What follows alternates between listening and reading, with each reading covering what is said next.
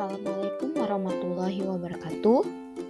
Perkenalkan, nama saya Iva Mudalifah, calon guru penggerak dari SDN Cilegon 12 angkatan ke-9.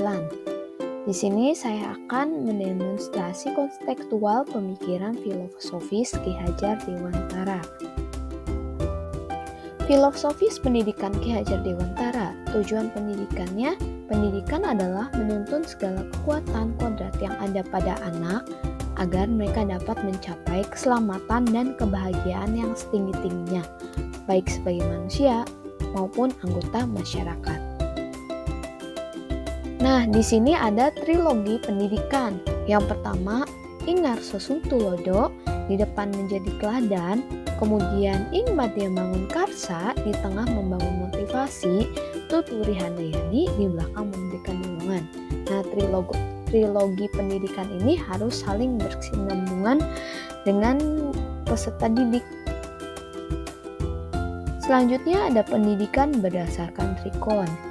Yang pertama, kontinuitas, yaitu tidak melupakan akan nilai budaya yang terdapat di dalam masyarakat setempat. Kemudian, konvergensi, yaitu pendidikan itu harus memanusiakan manusia.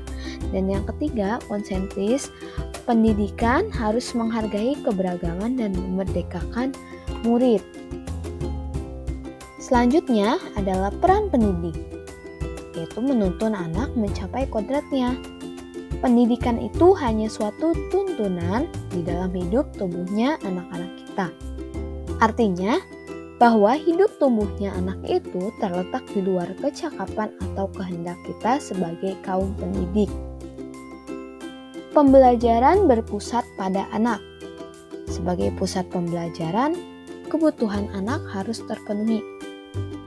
Anak merasa aman, nyaman, berharga, dicintai, dan dipahami akan mendorong munculnya motivasi dan kesadaran anak untuk belajar.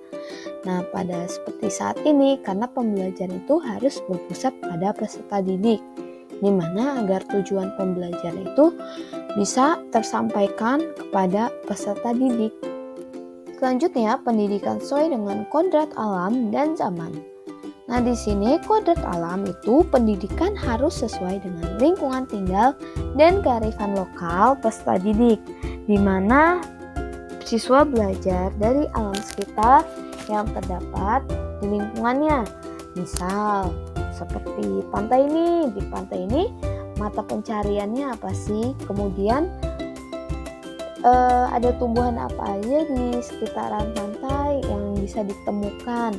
Kemudian yang selanjutnya ada kodrat zaman, di mana pendidikan harus sesuai dengan perspektif global. Dalam artian, di mana peserta didik ini harus melek teknologi karena semakin tahun teknologi akan semakin canggih ke depannya. Nah, selanjutnya itu ada sistem Among. Sistem Among ini dengan gambaran bahwa guru terhadap murid harus berpikir, berperasaan, dan bersikap sebagai juru tani terhadap tanaman peliharaannya. Bukannya tanaman ditaklukkan oleh kemauan dan keinginan juru tani. Juru tani menyerahkan dan mengabdikan dirinya pada kepentingan kesuburan tanamannya itu. Nah, di sini kesuburan tanaman inilah yang menjadi kepentingan juru tani. Juru tani tidak bisa mengubah sifat dan jenis tanamannya menjadi tanaman jenis lain yang berbeda dasar sifatnya. Selanjutnya ada pendidikan budi pekerti. Ki Hajar Dewantara menekankan pentingnya budi pekerti dalam kehidupan sehari-hari. Budi pekerti juga dapat diartikan sebagai perpaduan antara cipta, kognitif, karsa afektif, sehingga menciptakan karya atau psikomotorik.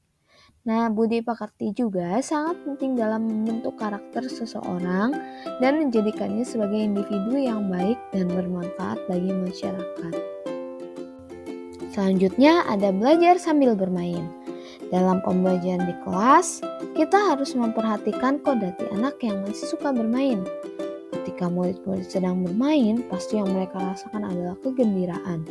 Sebagai pendidik harus mampu memasukkan unsur permainan dalam pembelajaran, karena sekarang seperti permainan dakon bisa dimasukkan ke pembelajaran matematika. Terus permainan endog-endogan juga bisa dimasukkan ke dalam pembelajaran matematika karena di situ ada unsur menghitungnya. Selanjutnya, alasan yang kontekstual mengenai penerapan ide atau gagasan sesuai dengan pemikiran Ki Hajar Dewantara. Sebagai seorang pendidik, kita harus bisa menjadikan tauladan bagi peserta didik, serta dapat membangun motivasi dalam proses pembelajaran. Di belakang, kita bisa memberikan dorongan untuk mengembangkan bakat dan minat yang dimiliki peserta didik. Sebagai seorang pendidik, harus bisa membangun karakter melalui kegiatan pembiasaan, selalu memberikan arahan yang positif agar membuat proses pembelajaran menarik. Nah, ini adalah beberapa contoh hasil penerapan gagasan terkait pemikiran Ki Hajar Dewantara secara kontekstual.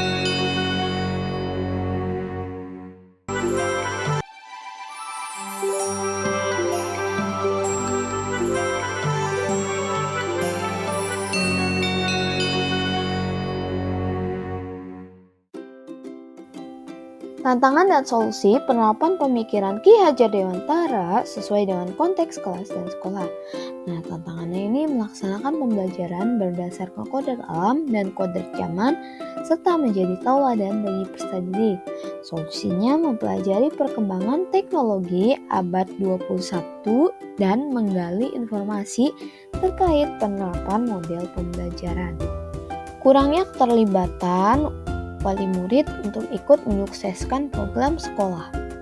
Nah, solusinya melakukan musyawarah dengan komite dalam rangka mendukung program sekolah dan keterlibatan aktif dalam setiap pertemuan, di mana di sini para wali murid juga harus mengetahui ada program apa di sekolah, kemudian perkembangan anaknya seperti apa untuk kedepannya sehingga anak tersebut menjadi anak yang berprestasi, anak yang cerdas untuk kedepannya.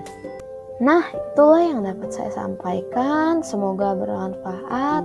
Terima kasih. Assalamualaikum warahmatullahi wabarakatuh.